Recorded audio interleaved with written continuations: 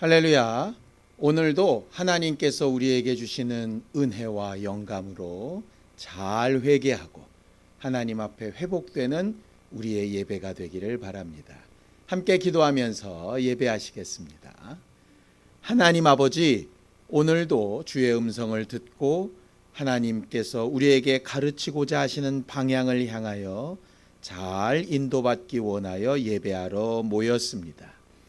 예배하는 하나님의 사람들을 일일이 기억하셔서 우리가 주 예수의 사람 된 증거들이 나타나게 하여 주시옵시고, 누구 앞에서나 담대하게 주께 속한 증거를 말할 수 있도록 우리의 입술과 삶을 구별하여 주시옵소서.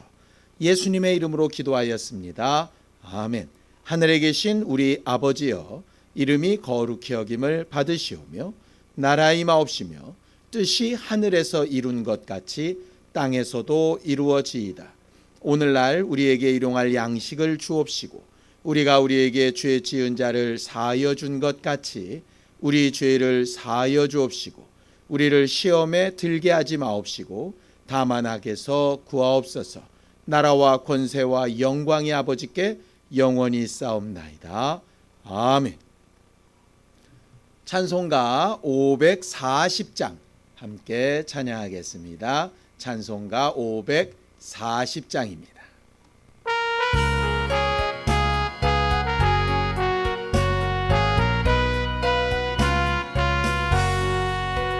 주의 음성을 내가 들으니 사랑한단 말일세. 믿는 마음으로 주께 가오니 나를 영접하소서.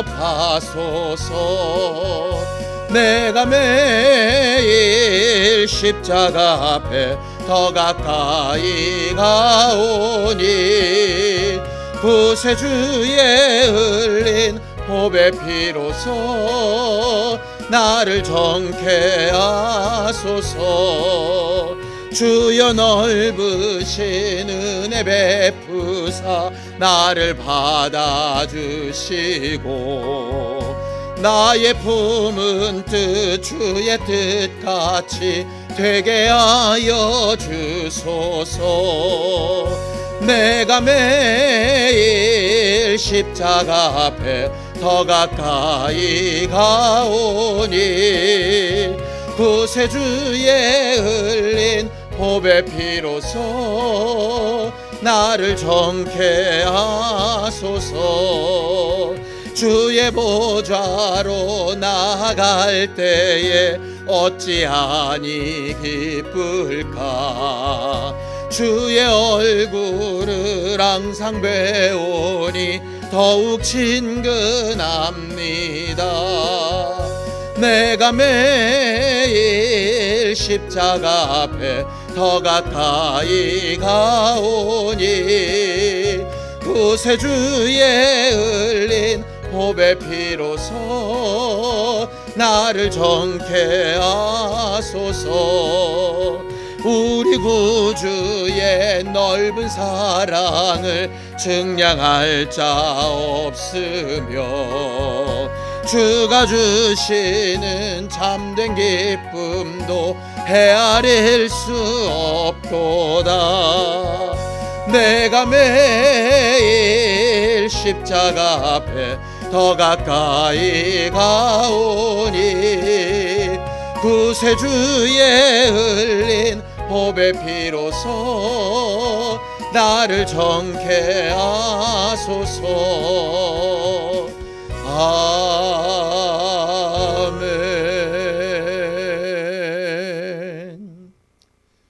우리는 지난 주일에 생각날 때에 잘 회개하였던 십보라처럼 그렇게 하나님께서 우리에게 회개할 것을 생각나게 하실 때 회개하며 살자라고 은혜를 나눴었습니다. 지난 3일 동안 우리는 하나님께서 주신 회개할 기회를 놓치지 않고 잘 살았는지 우리 자신을 돌아보고, 혹시 우리가 알지 못하고서라도 넘어간 것이 있다면 생각나게 하시고 회개할 기회를 주실 수 있도록 합심하여 참여하며 함께 같이 기도하겠습니다. 하나님 아버지, 하나님께서 도우시고 인도하셔서 오늘도 우리가 하나님의 말씀과 위로를 따라 순종하며 살기를 원하고, 하나님께서 우리에게 주시는 거룩한 일들을 깨달아 알 수 있게 되어지기를 원합니다. 하나님 아버지, 지난 3일 동안도 우리에게 하나님께서 말씀하여 주시고 감동하여 주시고 하나님의 생각과 마음을 알게 하여 주셔서 지난 3일을 하나님의 손 안에서, 하나님의 뜻 안에서 살게 하셨음에 감사합니다. 우리가 연약하고 실수가 많고 부족한 사람들일지라도 하나님께서 은혜 베푸시고 사랑하셔서 우리의 죄는 하나님과의 관계에 절대적인 문제가 되지만, 죄인은 긍휼히 여기시고 불쌍히 여기사 회개에 이르기를 기뻐하신다 하신 마음과 같이 오늘도 우리를 부르시고 회개케 하심을 믿고 의지하오니, 하나님 아버지, 우리의 연약함을 아시고 부족함을 기억하여 주셔서 알지 못하고 깨닫지 못하는 마음과 생각에 하나님 귀를 열고 눈을 열고 하나님의 마음과 생각과 옳은 것을 분별할 줄 아는 지혜와 명철을 더하여 주시고, 하나님 앞에 회개할 기회를 잃어버리지 아니하고 하나님 앞에 돌아가 회복되어질 기회를 잘 살리는 은혜 받고 신령한 사람들이 되게 하여 주시기를 원합니다. 오늘도 주의 말씀을 듣기를 원하고 성령의 감동을 받기를 원합니다.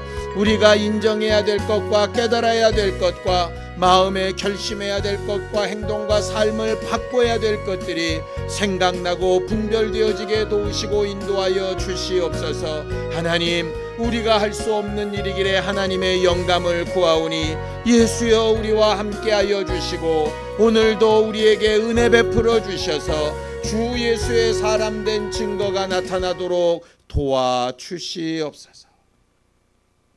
하나님 아버지, 오늘도 하나님의 말씀을 잘 듣고 분별하여서 우리가 고쳐야 되고 회복되어야 될 부분이 무엇인지 생각나게 하여 주시옵소서. 말씀으로 하나님의 사람들이 되게 하사 주의 음성을 듣고 믿음으로 풍성케 되게 하여 주시옵소서. 믿음으로 헌금한 손길들의 복을 주시고 저들의 믿음이 하나님의 인정하심을 얻고 칭찬을 받기에 합당하도록 도와주시옵소서. 예수님의 이름으로 기도하였습니다. 아멘. 하나님의 말씀은 사도행전 27장 1절에서 12절까지 말씀을 함께 합독하겠습니다. 사도행전 27장 1절에서 12절까지 말씀을 함께 합독하겠습니다.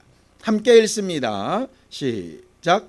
우리가 배를 타고 이달리아에 가기로 작정되매 바울과 다른 죄수 몇 사람을 아구스도대 백부장 율리오란 사람에게 맡기니 아시아 해변 각처로 가려 하는 아드라 문데도 배에 우리가 올라 항해할세. 마게도니아의 데살로니가 사람 아리스다고도 함께 하니라.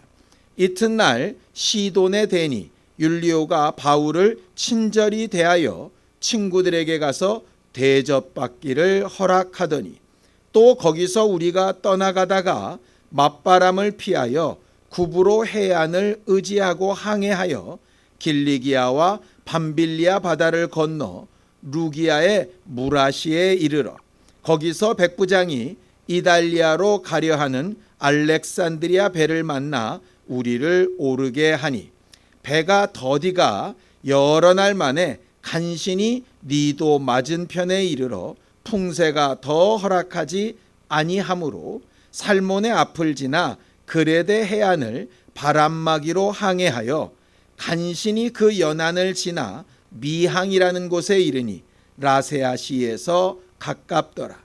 여러 날이 걸려 금식하는 절기가 이미 지났으므로 항해하기가 위태한지라.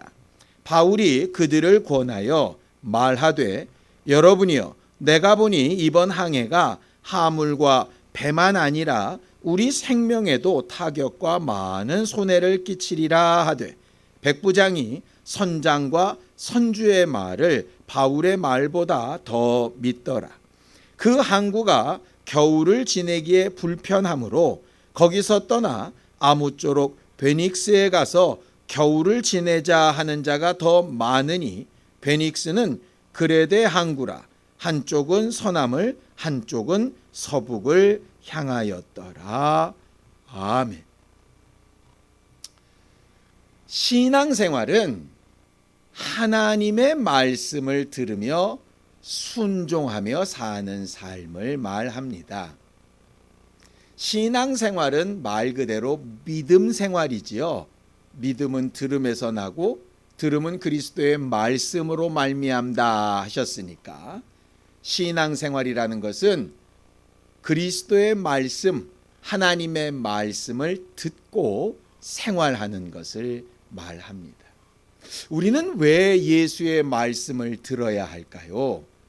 세상에 수많은 소리가 있지만 그 수많은 소리 가운데 우리 영을 살리고 회복시키는 것은 예수의 음성 하나밖에 없습니다. 그래서 성경은 주의 음성을 들으라고 그렇게 말하는 것이죠. 요한복음 6장 63절에 보면 살리는 것은 영이니 육은 무익하다 하셨습니다. 육은 쓸데없다는 얘기가 아니고요. 육은 생명을 영위할 수 있는 능력이 없다라고 하는 것입니다. 마치 우리가 육체 위에 옷을 입고 있는데 옷이 필요 없는 게 아니죠. 그러나 몸이 없으면, 몸이 무너지면 옷은 절로 설 수 없는 것처럼 살리는 것은 영이니 육은 무익하다 하는 그 말은 육체가 살려면 영혼이 있어야 한다. 영혼이 지탱되고 있어야 한다 하는 그 말입니다. 그런데 그 영을 살리는 것은 뭐냐? 내 말이 영이요 생명이다 라고 이렇게 말씀하고 있죠. 살리는 것은 영이니 육은 무익하니라. 내가 너희에게 이른 말이 영이요 생명이라 하셔서 하나님의 말씀, 예수의 말씀을 듣는 자는 생명을 얻고 살아나게 되어져 있습니다. 우리 육체가 음식을 먹어야 살 수 있는 것처럼 우리 코에 호흡이 계속되어야 살 수 있는 것처럼 이 세상에 공부를 해서 지식을 쌓아야 살 수 있는 능력과 기술이 있는 것처럼 내 영은 하나님의 살리시는 말씀을 들어야 살 수 있게 되어져 있습니다. 예수는 그래서 오셨고 주의 음성을 듣는 자는 살아난다라고 말씀하시죠. 요한복음 5장 25절에 보면 이렇게 되어 있습니다. 진실로 진실로 너희에게 이르노니 죽은 자들이 하나님의 아들의 음성을 들을 때가 오나니 곧 이때라. 듣는 자는 살아나리라 그러셨어요. 우리의 신앙생활은 예수의 음성을 듣고 살아나는 겁니다. 죄에서 살아나는 거고 소망 없던 삶에서 살아나는 거고 저주로 끝날 인생들이 살아나고 회복되는 겁니다. 그게 바로 신앙생활입니다. 신앙생활을 하면서 주의 음성을 듣지 않는다? 앞뒷말이 맞지 않는 겁니다. 마치 먹지 않고도 숨쉬지 않고도 나는 살 수 있다라고 생각하는 것과 똑같은 것입니다. 우리 영혼이 사는 방법은 예수의 음성을 듣는 것밖에 없습니다. 처음 은혜 받고 영혼이 살아나는 데만 그의 음성이 필요할까요? 아니요. 우리가 일생 동안 살아가며 마지막 날 하나님의 나라에 들어갈 때까지 우리는 하나님의 양으로서 목자이신 그의 음성을 알고 잘 쫓아가는 그런 삶을 살아야 바로 신앙 생활입니다. 마치 출애굽했던 사람들이 홍해바다를 건너서 많은 이적을 체험했지만 하나님의 인도하심을 끝까지 받아서 가나안 땅까지 들어가는 일에는 소수만이 들어갈 수 있었던 것처럼 말이죠. 성경을 좀 봅니다. 요한복음 10장 4절에서 5절입니다. 함께 읽겠습니다. 시작. 자기 양을 다 내놓은 후에 앞서가면 양들이 그의 음성을 아는 거로 따라오되 타인의 음성은 알지 못하는 거로 타인을 따르지 아니하고 도리어 도망하느니라. 성경은 우리와 하나님과의 관계를 목자와 양의 관계로 굉장히 많이 설명하고 있습니다. 그 가장 기본적인 특징이 뭐냐 하면 양은 목자의 음성을 안다라는 겁니다. 내 목자의 음성인지 타인의 음성인지를 알아서 목자의 음성은 전적으로 믿고 따라가고 타인의 음성은 두려워하여 피하게 된다라고 하는 것이죠. 우리도 신앙생활할 때 하나님의 말씀과 그렇지 않은 것을 분별할 수 있는 지혜와 능력이 있어야 합니다. 그게 없다면 정말 죄송하게도 양보다도 못한 삶이 될 수가 있는 거죠. 우리가 간혹 너무 인간답지 못하고 너무 사람의 도리를 다 못하는 사람들에게 짐승 같다는 얘기를 쓰죠. 짐승보다 못하다는 얘기를 쓰죠. 오늘 성경은 뭐라고 얘기하느냐? 양도 자기 목자의 음성을 안다라고 이렇게 얘기하는 겁니다. 그러면서 우리에게 물으시는 겁니다. 너희는 너희 영혼의 목자의 음성을 알고 있는가? 과연 오늘 하루 매 순간 그 음성을 듣고 분별할 줄 아는가? 라고 하는 겁니다. 음성을 잘 듣느냐 못 듣느냐의 문제가 아닙니다. 저는 태어나면서부터 정록 색약이 있습니다. 그래서 색깔을 이렇게 구별하는데 좀 장애가 있지요. 색을 아예 못 보느냐? 그렇지 않습니다. 세상이 흑백으로 보이는 거 아닙니다. 분명히 색깔로 보이고 제 나름대로 분별을 합니다. 뭐가 좀 더 진하고 옅고 하는 것 정도 다 구별합니다. 그런데 세세하게 들어가면 남들이 이거라고 보는 색깔을 전혀 다르게 보고 있는 부분들이 있습니다. 이상하지요? 눈은 떴고 색깔을 보고 나름 내 기준으로 구분도 하는데 실질적인 본질의 색깔과는 다른 겁니다. 주의 음성을 분별할 때에도 그럴 수 있다는 거죠.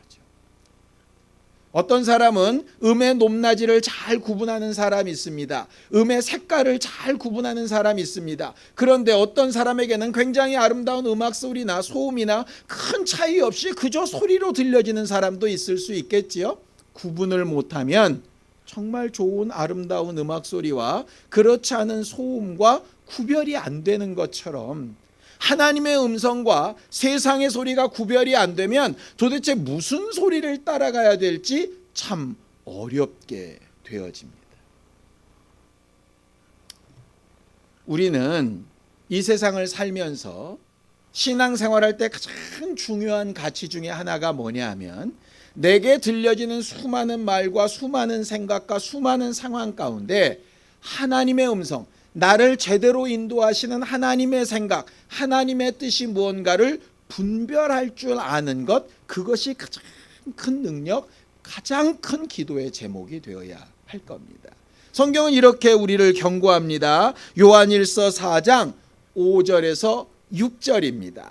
함께 읽습니다. 시작. 그들은 세상에 속한 거로 세상에 속한 말을 하매 세상이 그들의 말을 듣느니라.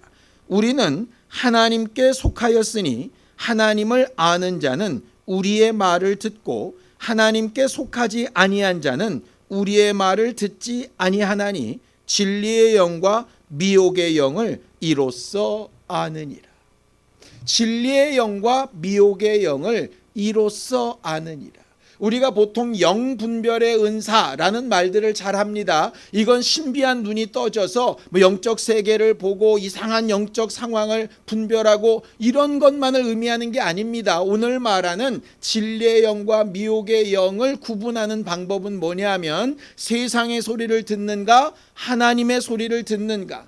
세상에 속해 있다면 세상의 소리가 잘 들릴 거고 하나님께 속해 있다면 하나님의 소리가 잘 들릴 거다. 결과적으로 영분별이라고 하는 것은 내가 지금 어디에 속한 사람인가, 어떤 소리를 더 잘 듣고 따르고 있는 사람인가 하는 것의 문제라는 겁니다.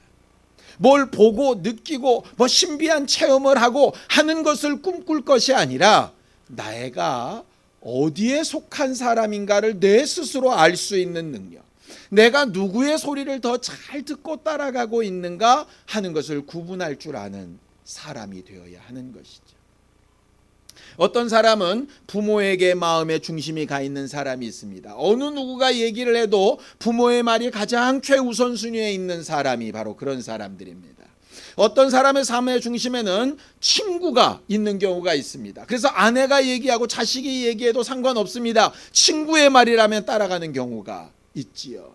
어떤 경우는 인터넷에, 어떤 경우는 유튜브에 떠도는 그런 이야기들이 나를 적극적으로 인도해내는 경우들이 있습니다. 결국은 그건 내가 거기에 속해 있다라고 하는 뜻이다 라고 하는 말이죠. 여러분들은 어디에 속한 사람입니까? 예수 그리스도께 속한 사람입니까? 세상에 속한 사람입니까? 여러분 가까이 있는 가족에 속한 사람입니까? 멀리 있는 그저 떠도는 소문에 속한 사람입니까?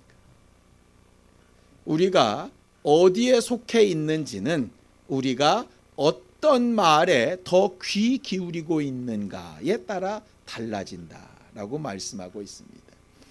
우리 모두가 예수 그리스도의 말씀에 더 적극적으로, 더 세밀하게 잘 분별하면서 그 말씀에 우리 자신을 더 속해 놓는 사람들이 될 수 있게 되기를 예수님의 이름으로 축원합니다. 오늘 성경 본문에 보면 드디어 모든 재판 자리를 다 마무리를 짓고 바울이 그 일행과 함께 로마로 가게 되는 일정을 자세하게 기록되어져 있습니다. 우리가 알지 못하는 지명들도 많이 나오고, 사실 성경 구절을 읽어도 지도를 보면서 보지 않으면 사실 이게 무슨 의미인지 잘 모르게끔 기록되어져 있습니다. 근데 단순한 것은 뭐냐면 로마로 가는 길이 그렇게 만만하지는 않은 길이라 하는 것이죠. 왜냐하면 풍랑이는 바다 위를 배로 여러 차례 가야 되는 길이기 때문에 날씨의 영향도 받고 환경의 영향도 받고 때때로 여러 가지 배들의 일정의 영향도 받는 겁니다. 그럼에도 불구하고 바울은 하나님의 말씀대로 로마로 가고 있습니다. 자, 사도행전 27장 3절입니다.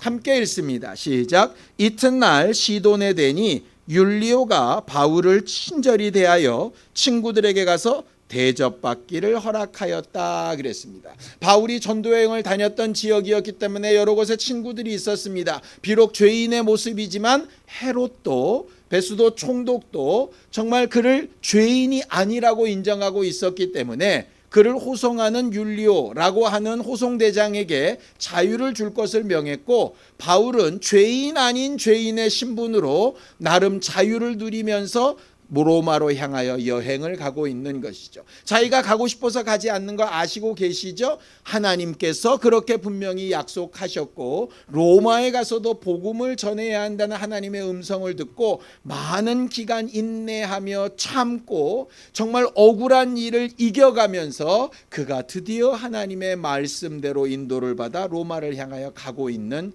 상황입니다. 그런데 계획하고 원했던 대로 일들이 진행이 되지 않은 것 같습니다. 왜냐하면 날짜가 뒤로 미뤄지고 항해가 점점 어려워지고 밭바람이 불어서 제대로 바람을 타지 못해가지고 굉장히 일정이 미뤄져서 빨리 갔으면 겨울이 지나기 전에 도착을 했어야 되는데 어쨌든 가는 과정 가운데 겨울 동안은 항해할 수 없어서 겨울 동안에 머물러야 하는 항구를 정해야 되는 상황이 이르게 된 거죠. 어렵게 찾아간 것이 미항이라고 하는 아름다운 항구이나 규모는 대단히 작은 그런 항이었습니다. 그런 항에 도착을 해서 여러 가지 정황을 살필 때 갑자기 바울이 이런 말을 합니다. 사도행전 27장 9절에서 10절입니다. 함께 읽습니다. 시작. 여러 날이 걸려 금식하는 절기가 이미 지났으므로 항해하기가 위태한지라 바울이 그들을 권하여 말하되 여러분이여 내가 보니 이번 항해가 하물과 배만 아니라 우리 생명에도 타격과 많은 손해를 끼치리라 라고 이야기합니다. 바울은 미항이라는 곳에 도착해서 더 가려고 하는 일행들에게 이런 말을 하는 것이죠. 우리가 여러 날 지체되었고 어쩔 수 없이 겨울 동안 머물러야 할 항구를 정해야 되는데 지금 더 밀어붙이면 화물이나 배뿐만 아니라 사람들의 생명도 보장할 수 없을 것 같다라고 이야기를 합니다. 알다시피 바울은 선원이나 선장이나 항해 전문가가 아닙니다. 그런데 어디서 이런 말이 나왔을까요? 그는 여러 차례 선교를 통해서 많은 경험을 가지고 있습니다. 자, 성경을 볼까요? 고린도후서 11장 25절입니다. 함께 읽습니다. 시작. 3번 태장으로 맞고 1번 돌로 맞고 3번 파선하고 일주야를 깊은 바다에서 지냈다라고 이렇게 고백하고 있습니다. 바울은 항해를 통해서 선교 일정들을 감당해 본 경험이 있습니다. 그런데 과연 그 경험만으로 이게 나온 말일까요? 아무리 그가 많은 선교 경험을 했어도 전문적인 항해사만큼 그런 경험이 많겠습니까? 그렇지 않지요. 바울은 우리가 알고 있는 것처럼 자기 고집이나 자기 억울함을 드러내는 사람이 아니라 지금껏 하나님의 말씀대로 인도받아 가고 있는 사람입니다. 당연히 이런 말도 하나님의 인도하심을 받아 말했을 것이라 생각됩니다. 기도하다 보니 위험이 감지된 것이지요. 아무래도 이 일정을 더 밀어붙이는 것은 옳지 않겠다라는 판단이 든 것입니다. 그 이전까지 율리오라고 하는 이 호송대장은 바울을 굉장히 호의적으로 받고 바울을 굉장히 친절하게 대했습니다. 그 친절하다 하는 말은 대화를 잘 한다는 말이거든요. 바울과 많은 대화를 했던 그 사람에게 바울이 정직하게 권면을 한 것입니다. 내가 기도하고 하나님이 주신 영감과 내 선교적 경험에 비추어 보면 이렇게 하는 것이 옳겠다라고 말을 하는 겁니다. 그런데 실질적인 전문가라고 하는 선장이나 선원들은 다른 이야기를 하는 것이죠. 그래서 백부장이 이런 결론을 내립니다. 사도행전 27장 11절입니다. 함께 읽습니다. 시작. 백부장이 선장과 선주의 말을 바울의 말보다 더 믿더라 라고 이렇게 되어져 있습니다. 그 선장과 선주의 말이 뭡니까? 12절입니다. 그 항구가 겨울을 지내기에 불편하므로 거기서 떠나 아무쪼록 베닉스에 가서 겨울을 지내자 하는 자가 더 많더라 이렇게 되어져 있죠. 미항이라고 하는 항구는 조그만 항구고 베닉스라는 항구는 굉장히 큰 항구입니다. 미항에서 베닉스까지 조금만 더 가면 넓고 편히 쉴 수 있고 문화적으로도 더 좋은 곳이 있으니 거기까지 가서 쉬자라고 하는 게 선장과 선주들의 말, 거기에 더 많은 사람들의 다수의 의견인 거죠. 바울은 소수의 의견인데다가 비전문가의 의견입니다. 선장과 선주의 말은 다수의 의견이고 또 거기에 전문가의 의견이지요. 믿음이 없었던 율리오 입장에서야 너무나도 당연하게 다수의 의견, 전문가의 의견을 따르게 되었을 겁니다. 우리는 뒤의 결과를 알고 있습니다. 처음에는 굉장히 그 말이 맞는 것처럼 평탄하게 가다가 큰 풍랑을 만나서 거의 다 죽게 되는 상황이 이르게 됩니다. 율리오의 판단이 잘못된 거였죠. 우리는 이런 잘못된 판단을 꽤 많이 합니다. 전문가의 말이라고, 많은 사람의 말이라고, 다 우리의 생각과 비슷하다고 그렇게 해서 착각을 하는 경우가 있지요. 하나님의 음성은 어떤 경우 비전문가의 말처럼 또 소수의 말처럼 들려서 별로 우리들의 마음에 믿음을 주기 어려울 때가 간혹 있습니다.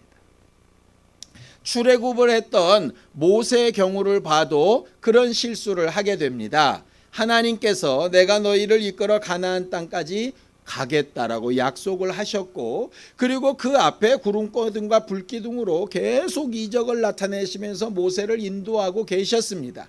그런데 그 모세가 장인인 이드로를 만났을 때 이렇게 얘기를 합니다. 장인어른은 미디안 제사장으로서 수십 년을 이 광야에서 살아오지 않았습니까? 어디에 진칠지, 어디에 물이 있는지, 어디에 식량이 있을 만한지 장인은 다 알지 않습니까? 당신이 우리를 인도하면 얼마나 우리가 더 평안하게 갈 수 있겠습니까? 이렇게 말을 하는 겁니다.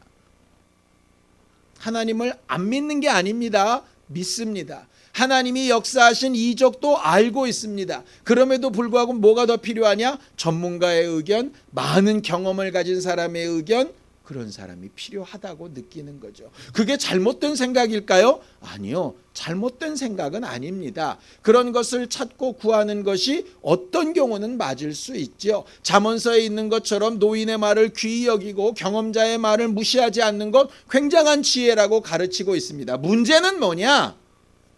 하나님의 말씀과 그런 경험자와 다수의 말이 다를 경우에, 이 세상을 지금 휩쓸고 지배하고 있는 생각과 하나님의 생각이 다를 경우에 우리는 어떤 걸 선택하고 들을 거냐 하는 것의 문제입니다. 첫 번째 우리가 조심해야 될 것은 과연 다르다고 하는 그 하나님의 생각이 진짜 하나님의 생각이 맞는지, 진짜 하나님의 말씀이 맞는지 자세하게 살펴볼 필요가 있습니다. 왜냐? 그 하나님의 말씀이라고 믿고 알고 있는 것이 실질적인 게 아니라 전에 내려오는 과거의 어떤 경험일 수도 있잖아요. 그러니까 정말 하나님의 말씀인지 확인해 보는 게 우선 필요합니다. 두 번째는 정말 하나님의 말씀이라면 소수의 의견이고 비전문가의 의견 같이 보여도 이 하나님의 말씀이 정말 하나님의 말씀이라면 이 말씀을 따라갈 거냐 말 거냐를 선택하는 분별력이 필요한 거죠.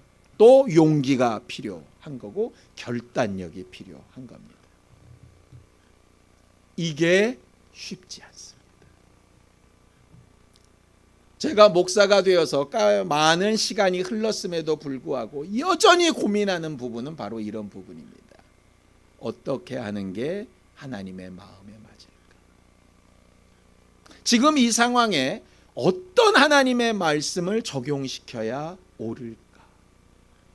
성도들 앞에 하나님의 말씀을 어떻게 말하고 어떤 방향으로 가르치고 어떤 구절을 들어서 하나님의 마음과 생각은 이것이라고 말해야 할까라고 하는 겁니다. 지금까지 설교하면서 성경을 가르치면서 수많은 실수가 있었습니다. 실수가 없지 않았습니다. 그러나 실수했다고 낙심하고 포기할 수 없고, 뭔가 좀 했다고 나는 다 괜찮아 이렇게 자고할 수 없고, 늘상 죽을 때까지 이 고민은 계속될 것 같습니다. 왜냐? 내가 주께 속한 사람인가 세상에 속한 사람인가를 늘 고민해야 하는 것처럼 하나님의 말씀, 내가 따라가야 될 그 하나님의 약속이 과연 뭔가를 봐야 하거든요. 이스라엘 백성이 광야길에서 눈 뜨면 구름기둥과 불기둥을 봅니다. 그 구름기둥과 불기둥이 떴느냐 가라앉았느냐에 따라서 그 하루의 삶이 완전히 바뀌게 됩니다. 그것처럼 우리를 인도하시는 말씀이 우리를 지탱하고 있는가 하는 것은 굉장히 중요한 거죠. 그래서 큐티가 중요한 거고, 하나님의 말씀이 매 순간 생각나는 게 중요한 거고, 하나님의 말씀이 생각날 수 있도록 평소에 말씀을 듣고 공부하는 게 필요한 겁니다. 오늘 들었으니 그 말씀이 지금 당장 내게 쓰이는 말씀이라고 생각할 수 없습니다. 이 말씀이 언제 또 내 속 안에서 나와서 나를 회개시키고 인도할지 모르기 때문입니다. 그러니 들은 그 말씀을 지금 적용시킬지 언젠가 필요해서 내게 주신 말씀인지를 생각해야 될 것도 결국 또 우리의 몫입니다. 신앙생활할 때 가장 어려운 것이 뭔지 압니까? 하나님의 말씀을 그냥 들으면 다 끝나는 문제가 아니라는 겁니다. 듣고 들은 사람들이 내가 이 말씀을 어떻게, 언제, 어떤 상황에서 적용시킬까라고 하는 것을 계속 응답받아야 하는 게 필요한 겁니다. 그래서 목사가 여러분들의 신앙생활을 다 해줄 수 없는 것입니다. 여러분들끼리만 할 수 없는 문제입니다. 왜냐하면 인도자가 없이 어떻게 함부로 갈 수 있겠어요? 중구난방으로 마음대로 가지 않겠습니까? 목사가 있다고 목사가 다 오르니 여러분들을 다 끌고 갈 수도 없습니다. 그러니 우리는 서로 상호 보완적으로 갈 수밖에 없는 거죠. 오직 우리 안에서 하나님의 음성과 세상의 소리를 제대로 구별해 줄 수 있는 분은 성령 한 분밖에 없습니다. 성경을 좀 볼까요? 요한복음 14장 26절입니다. 함께 읽습니다. 시작. 보혜사 곧 아버지께서 내 이름으로 보내실 성령, 그가 너희에게 모든 것을 가르치고 내가 너희에게 말한 모든 것을 생각나게 하시리. 율리오라고 하는 호송대장이 성령 충만한 사람, 하나님을 아는 사람, 하나님의 말씀 듣기를 사모하는 사람이었다면 적어도 결정하기 전에 기도했을 겁니다. 하나님, 바울의 말이 맞나요? 선주와 선장의 말이 맞나요? 기도하지 않았겠습니까? 적어도 믿음 있는 사람이라면 영감이 아주 뛰어나서 그냥 듣는 즉시 이건 하나님의 말씀, 듣는 즉시 세상의 말, 이렇게 구별은 못할지라도 적어도 어떤 게 정말 더 옳은 걸까를 고민해 보는 정도의 믿음은 있을 겁니다.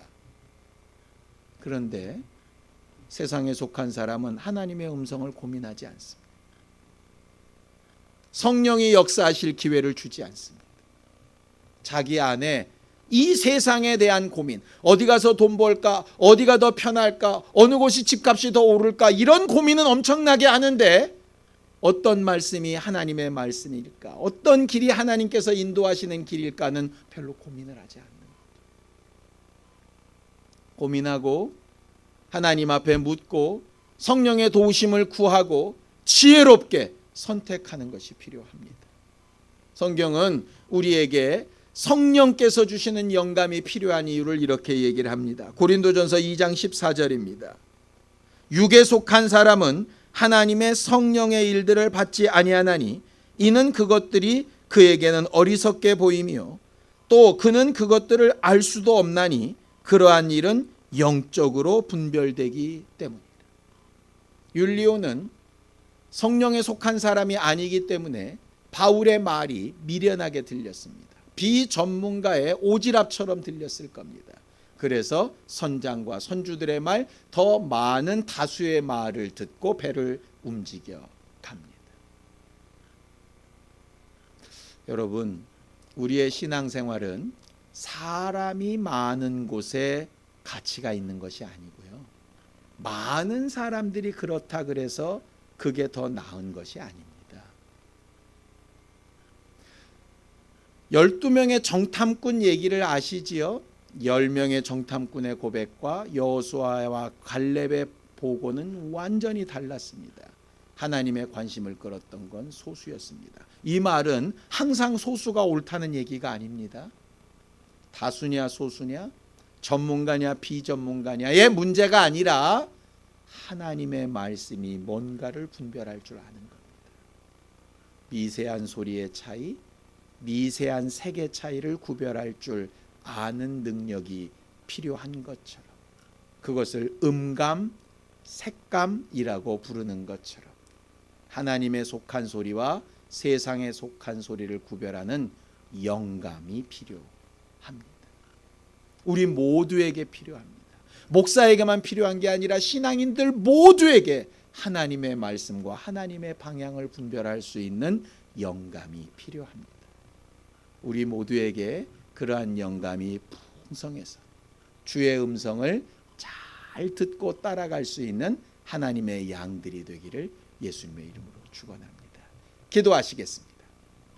하나님 아버지, 우리를 도우셔서 오늘도 주의 음성을 잘 듣고 고민하고 무엇이 옳은가를 선택하고 성령의 감동하심을 받고 옳은 것대로 순종하여 나가는 우리 모두가 되게 하여 주시옵소서. 광야길 가던 이스라엘 백성들처럼 목자의 음성을 듣고 따르는 양들처럼 주인의 음성이, 주의 음성이 잘 분별될 수 있게 하여 주셔서 성령을 의지하여 기도하는 자들에게 영감이 있게 하시고 이를 통하여 하나님의 음성이 우리에게 생명이 되고 살리는 능력이 되게 도와주시옵소서. 이제는 우리 주 예수 그리스도의 은혜와 하나님 아버지의 극진하신 사랑과 성령님의 감동하시고 함께 하시는 분명한 증거가 주의 음성을 잘 분별하기 원한 우리 모두 위에 이제로부터 영원까지 함께 있을지어다. 아멘.